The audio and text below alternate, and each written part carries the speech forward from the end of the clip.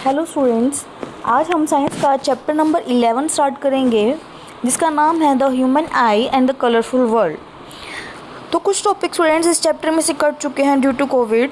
वो टॉपिक है आपके defects of vision and their correction. ये टॉपिक आपको काट लेना है। इस टॉपिक से रिलेटेड कोई भी क्वेश्चन एग्ज़ाम में नहीं पूछा जाएगा। इसमें आपका मायोपिया आ गया, हाइपरमेट्रोपिया, प्रेस बायोपिया, ये 3 डिफेक्ट्स आपको गिवन थे। ये तीनों सिलेबस में से कट चुके हैं और इनसे रिलेटेड क्वेश्चंस भी। तो चलिए बाकी चैप्टर हम स्टार्ट करते हैं। The human I and the colourful world. ये जो हमारी मनुष्य की आँख है और जो कलरफुल वर्ल्ड हमारे अराउंड है, ये कैसे रिलेटेड है। हमने लास्ट चैप्टर में जो 10th चैप्टर था उसमें हमने पढ़ा था refraction of light by lenses के ज़रिए कैसे रिफ्रैक्शन होती है। हमने साथ में इमेज का नेचर, पोजीशन और साइज़ भी पढ़ा था कि किस तरह से ऑब्जेक्ट की पोजीशन चेंज करने से इमेज की पोजीशन में भी चेंज आते हैं, उसके नेचर में भी चेंज आते हैं और उसके साइज़ में भी चेंज आते हैं। ये सारे आइडिया हमें कैसे हेल्प करते हैं ह्यूमन आई के बारे में पढ़ने के लिए। The human eye use lights and enables to see object around us. जो ह्यूमन आई है, जो मानवीय आँख है, वो लाइट को यूज़ करके हमें हमारे आसपास की चीज़ों को देखने में मदद करती है। It has a lens in its structure. इसके स्ट्रक्चर में एक लेंस भी मौजूद है। What is the function of the lens in a human I. Human आई के अंदर लेंस का क्या काम है। How do the lenses use in spectacles correct defects of vision. जो हमारे स्पेक्टिकल्स यानी कि जो चश्मे हैं जो हम लगाते हैं, स्पेक्स लगाते हैं, उनमें जो लेंस है उससे जो हमारे आँख का कुछ भी डिफेक्ट है, जो कमी है, वो कैसे ठीक हो जाती है, ये सब हम इस चैप्टर में पढ़ेंगे। हमने पिछले चैप्टर में लाइट के बारे में और उसकी कुछ प्रॉपर्टी के बारे में पढ़ा था।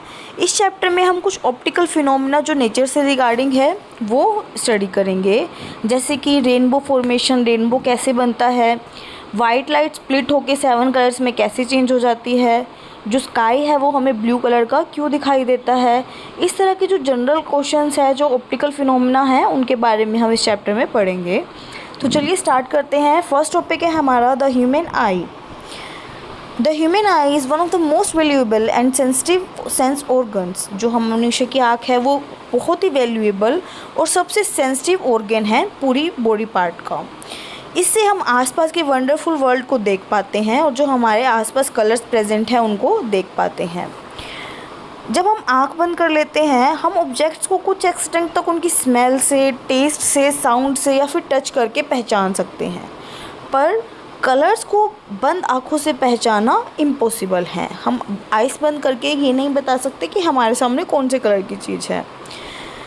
जितने भी हमारे सेंस ऑर्गन्स हैं, इसी वजह से जो ह्यूमन आई है वो सबसे ज़्यादा सिग्निफिकेंट है, क्योंकि इसके वजह से ही हम हमारे आसपास के सुंदर कलरफुल वर्ल्ड को देख पाते हैं। जो ह्यूमन आई है वो एक कैमरे की तरह है। It's like a camera. It's lens system forms an image on a light sensitive screen called the retina. तो स्टूडेंट्स, हमें इस टॉपिक में क्या करना है, हमें आई के डिफरेंट पार्ट्स के बारे में रीड करना है, उसका फंक्शन क्या है, वो क्या काम करता है, उसके बारे में स्टडी करेंगे। तो हम एक एक करके एक पार्ट के बारे में पढ़ेंगे। सबसे पहले ये बेहतर है रेटिना के बारे में। रेटिना क्या होता है, ये देखिए डायग्राम में, ये जो पोर्शन है आई का, जो ये बैक वाला पोर्शन है जहाँ पे इमेज बनती है ऑब्जेक्ट की, उसको हम बोलते हैं रेटिना। जो लेंस सिस्टम है वो इमेज बनाता है रेटिना के ऊपर। Light enters the I through a thin membrane called cornea. जो लाइट है वो हमारे आई में कैसे एंटर करती है, एक पतली सी मेम्ब्रेन है जिसका क्या नाम है, कॉर्निया। ये जो सबसे आउटर मोस्ट लेयर होती है आई की, इसको हम क्या बोलते हैं, cornea. It forms the transparent bulge on the front surface of the eye ball. Eye ball के सबसे फ्रंट सरफेस में ट्रांसपेरेंट बल्ज यानी कि यूँ बाहर की तरफ निकला हुआ हमें दिखाई देता है। ये स्फेरिकल है और इसका डायमीटर लगभग कितना है, 2.3 centimetre. Most of the refraction for the light rays entering the eye occur at the outer surface of the cornea. जितनी भी रिफ्रैक्शन होती है, जितनी भी लाइट रे हमारे आई में एंटर कर रही है, वो कहाँ पे हो जाती है, कॉर्निया के आउटर सरफेस पे। The crystalline lens merely provides the finer adjustment of focal length required to focus objects at different distance on the retina. फिर अगर यहाँ पे ही रिफ्रैक्शन हो जाती है कॉर्निया पे ही, कॉर्निया के आउटर सरफेस पे, तो लेंस का क्या काम है? तो लेंस क्या प्रोवाइड करता है? ये फोकल लेंथ को एडजस्ट करके ऑब्जेक्ट्स को फोकस करता है जो अलग अलग डिस्टेंस पे रखे हैं। यानी कि इमेज तो हमेशा रेटिना पे ही बननी है, पर कोई ऑब्जेक्ट तो दूर रखा होता है, कोई नज़दीक रखा होता है, तो वो फोकल लेंथ चेंज करके अब खुद की इस तरह से एडजस्टमेंट करता है कि हर ऑब्जेक्ट की जो इमेज है वो रेटिना के ऊपर बन पाए। We find a structure called iris behind the cornea. Cornea के बाद एक स्ट्रक्चर आता है जिसको हम क्या बोलते हैं? इरिस बोलते हैं। देखिए डायग्राम में ये वाला जो पार्ट है, कॉर्निया के बाद वाले स्ट्रक्चर को इरिस है। इरिस क्या है?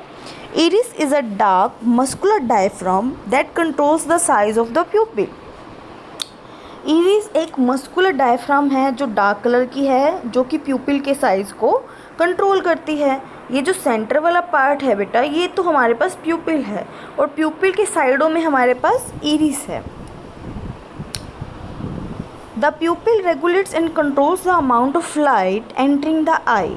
अब प्यूपिल क्या करता है? हमारी आई में जितनी भी लाइट एंटर करेगी उसको कंट्रोल एंड रेगुलेट करता है कि आई में कितनी अमाउंट ऑफ लाइट जानी चाहिए और कितनी नहीं जानी चाहिए। फिर उसके बाद हमारा आई लेंस आ जाता है, जैसे कि आपको डायग्राम में दिखा रखा है क्रिस्टलाइन लेंस। आई लेंस क्या कर रहा है? इन्वर्टेड रियल इमेज बना रहा है रेटिना के ऊपर। आई लेंस का क्या फंक्शन है? रेटिना के ऊपर इन्वर्टेड एंड रियल इमेज बनाने का। The retina is a delicate membrane having enormous number of light sensitive sales. जो रेटिना है एक बहुत ही डेलिकेट सी मेम्ब्रेन है जिसके अंदर बहुत सारे लाइट सेंसिटिव सेल्स प्रेजेंट हैं। The light sensitive cells gets activated upon illumination and generate electrical signals. जो ये लाइट सेंसिटिव सेल्स है, जैसे ही लाइट इसके ऊपर डलती है तो ये इल्यूमिनेट हो जाते हैं और इलेक्ट्रिक सिग्नल्स बनाना स्टार्ट कर देते हैं। ये जो सिग्नल्स है ये ब्रेन तक पहुंचते हैं। किसके थ्रू पहुंचते हैं? ऑप्टिक नर्व के थ्रू। जो ये सिग्नल्स बनाते हैं डिफरेंट सेल्स हैं, ये कहाँ ब्रेन तक किसके थ्रू पहुंचते हैं? ऑप्टिक नर्व के through. The brain interprets this signal and finally process the information so that we perceive object as they are. जो ब्रेन है वो इन सिग्नल्स को इंटरप्रेट करता है और फाइनली हमें इंफॉर्मेशन मिलती है कि हमारे सामने जो ऑब्जेक्ट रखा है वो कैसा है। तो ये हमारे डिफरेंट पार्ट्स हो गए स्टूडेंट्स। देखिए, रेटिना जिसके ऊपर इमेज बनती है, cornea outer most part, iris dark muscular है जो कि प्यूपिल के साइज़ को कंट्रोल करता है, प्यूपिल जितनी भी लाइट है वो प्यूपिल के थ्रू एंटर करती है, प्यूपिल कंट्रोल करता है अमाउंट ऑफ लाइट को। उसके बाद लेंस है, लेंस के साइड में आपके सिलरी मसल्स है जो आपके इसमें नहीं दिया पर डायग्राम में दिखाया हुआ है। देखिए सिलरी मसल क्या करती है? लेंस के साइज़ को कंट्रोल करती है। सिलरी मसल्स अगर कॉन्ट्रैक्ट होगी यानी कि बंद होगी तो लेंस का जो साइज़ है वो क्या हो जाएगा? छोटा हो जाएगा। सिलरी मसल रिलैक्स होगी तो जो लेंस का साइज़ है वो क्या हो जाएगा? बड़ा हो जाएगा। उसके बाद दो तरह की ह्यूमर है। देखिए, एक एक्वस ह्यूमर है और एक विट्रियस ह्यूमर है। एक्वस ह्यूमर क्या है? कॉर्निया और लेंस के बीच में, ध्यान से सुनिए, कॉर्निया यानी कि सबसे बाहर वाली जो लेयर है और लेंस के बीच में जो लिक्विड है उसको हम क्या बोलते हैं? एक्वस ह्यूमर, जो जेली लाइक सब्सटेंस है। और लेंस से लेके रेटिना के बीच में जो सब्सटेंस है उसको हम क्या बोलते हैं स्टूडेंट्स? Vitreous humour. तो ये हमारे आई के डिफरेंट पार्ट्स और उनके फंक्शंस हो गए। इससे रिलेटेड क्वेश्चंस आते हैं एग्ज़ाम में पक्का, तो ये आपको अच्छे से करना है।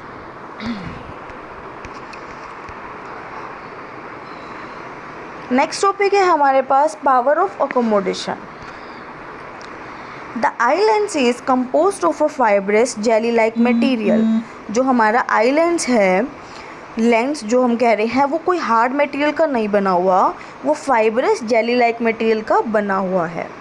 Its curvature can be modified to some extent by the ciliary muscles. जो इसका कर्वेचर है, जो इसका साइज़ है, कुछ हद तक सिलरी मसल्स द्वारा चेंज किया जा सकता है। The change in the curvature of the eye lens can thus change in its focal length. अगर कर्वेचर में बदलाव आएगा लेंस के तो उसकी फोकल लेंथ में भी चेंज आएगा, बदलाव आएगा। When the muscles are relaxed the lens become thin. जब मसल्स रिलैक्स हो जाती है तो जो लेंस है वो पतला हो जाता है, जिसकी वजह से उसकी फोकल लेंथ इंक्रीज हो जाती है। फोकल लेंथ इंक्रीज हो गई तो यानी कि हम दूर के ऑब्जेक्ट क्लियरली देख पाते हैं।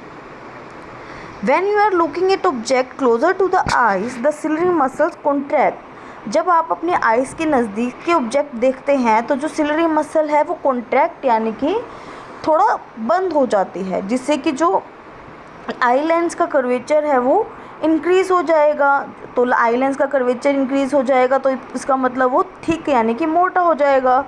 थिकर होने से जो फोकल लेंथ है वो डिक्रीज़ हो जाएगी, जिससे कि हम पास के ऑब्जेक्ट क्लियरली देख सकते हैं। तो स्टूडेंट्स, इसका मतलब है कि जो लेंस है उसके साइज़ को सिलरी मसल्स इफ़ेक्ट कर सकती है। अगर सिलरी मसल रिलैक्स होगी तो लेंस थिन हो जाएगा, फोकल लेंथ इंक्रीज़ हो जाएगी और हम दूर का साफ देख पाएंगे। अगर सिलरी मसल्स कॉन्ट्रैक्ट होगी तो लेंस बड़ा हो जाएगा, जिसकी वजह से वो थिक यानी कि मोटा हो जाएगा। मोटा होने की वजह से उसकी फोकल लेंथ कम हो जाएगी, जिससे कि हम पास का क्लियरली देख सकते हैं। The ability of the eye lens to adjust its focal length is called accommodation. Eye lens की जो एबिलिटी है जिसके कारण वो अपनी फोकल लेंथ कम ज़्यादा कर सकता है, उसको हम क्या बोलते हैं, उसकी अकोमोडेशन। ये लाइन आपको अपने बुक में अंडरलाइन करनी है, ये अकोमोडेशन की डेफिनेशन हो गई। The ability of the eye lens to adjust its focal length is called accommodation. लेकिन आई लेंस की फोकल लेंथ कुछ लिमिट तक ही कम या ज़्यादा हो सकती है। However, the focal length of the eye lens cannot be decreased below certain minimum limit। एक मिनिमम लिमिट से कम नहीं हो सकती और एक मैक्सिमम लिमिट से ज़्यादा नहीं हो सकती। हमारी जो हम अगर देखें कोई भी बुक पढ़ने की कोशिश करें हमारी आइज़ के बिल्कुल नज़दीक लाके, तो हमारी ब्रेन पे आइज़ पे स्ट्रेन पड़ने लगता है, जोर पड़ने लगता है और हमें वो चीज़ ब्लर दिखने लगती है। हमें कोई भी ऑब्जेक्ट कंफर्टेबली और डिस्टिंक्टली देखने के लिए, यानी कि अलग अलग, हमने दो ऑब्जेक्ट को बिल्कुल पास रख दिया, हम उनको बिल्कुल अलग अलग देखना चाहते हैं, वो मिले नहीं, ब्लर नहीं दिखे, उसके लिए कम से कम दूरी कितनी होनी चाहिए, 25 सेंटीमीटर। कितना डिस्टेंस होना चाहिए, 25 centimetre. The minimum distance at which object can be seen most distinctly without strain is called the least distance of distinct vision.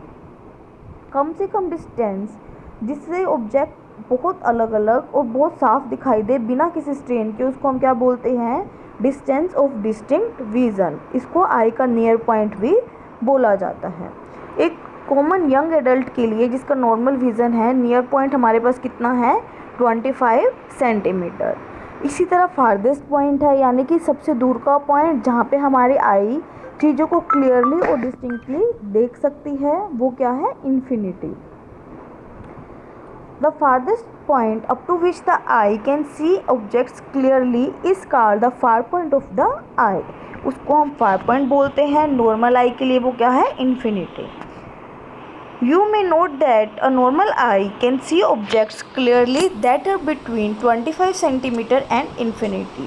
इसका मतलब कि जो नॉर्मल आई है उसकी रेंज ऑफ विज़न कितनी हो गई, 25 centimetre to infinity. 25 centimetre near point और इन्फिनिटी उसका far point. Sometimes the crystalline lens of people at old age becomes milky and cloudy। कई बार क्या होता है, जो बड़े लोग हैं, एज्ड लोग हैं, उनका जो लेंस है वो मिल्की यानी कि धुंधला और क्लाउडी हो जाता है। इस कंडीशन को हम क्या बोलते हैं, कैटरेक्ट बोलते हैं। दिस कोज पार्शियल और कंप्लीट लॉस ऑफ विज़न। इससे जो उनका विज़न है, देखने की क्षमता है, या तो वो कम हो जाएगी या फिर बिल्कुल ख़त्म हो जाएगी। It is possible to restore vision through a cataract surgery. वो अपने विज़न को, अपने देखने की क्षमता को वापस ला सकते हैं, किससे, कैटरेक्ट सर्जरी के द्वारा। तो ये टॉपिक हो गया। ये जो येलो बॉक्स दे रखे होते हैं डू यू नो करके, स्टूडेंट्स इनको ज़रूर रीड करना चाहिए। कई बार इसमें से भी क्वेश्चन बन जाता है 1 मार्क का, तो आप ये रीड कर लेना। नेक्स्ट टॉपिक हमारा कट चुका है सिलेबस में से, जो मैं आपको पहले ही बता चुकी हूँ। अब ये जो क्वेश्चन है पेज नंबर 190 के, इसमें से आपको कौन कौन से क्वेश्चन करने हैं, देखिए। What is mean by power of accommodation of the eye, ये टॉपिक हमारा हो चुका, तो फर्स्ट क्वेश्चन आपको इसका करना है। सेकंड क्वेश्चन नहीं करना। थर्ड क्वेश्चन कर सकते हो। हाँ, थर्ड क्वेश्चन कर सकते हो। फार पॉइंट और नियर पॉइंट पूछा हुआ है ह्यूमन आई का। फार पॉइंट हमें पता है इन्फिनिटी, और नियर पॉइंट कितना होता है 25 सेंटीमीटर। तो फर्स्ट और थर्ड क्वेश्चन करना है, सेकंड नहीं करना, और फोर्थ क्वेश्चन भी नहीं करना। तो इसमें सिर्फ आपको फर्स्ट और थर्ड करना है। आज के लिए स्टूडेंट्स इतना ही। नेक्स्ट टॉपिक हम नेक्स्ट क्लास में करेंगे, refraction of light through prism. आज आपको इतना ही करना है, और ये जो 2-3 क्वेश्चन आंसर है और ये टॉपिक है, ये अच्छे से करना है। आज का आपका होमवर्क है जो ह्यूमन आई है, इसके पार्ट्स के फंक्शंस अच्छे से लर्न करने हैं। पावर ऑफ अकोमोडेशन की डेफिनेशन लर्न करनी है। फार पॉइंट और नियर पॉइंट की डेफिनेशन अच्छे से लर्न करनी है। Thank you.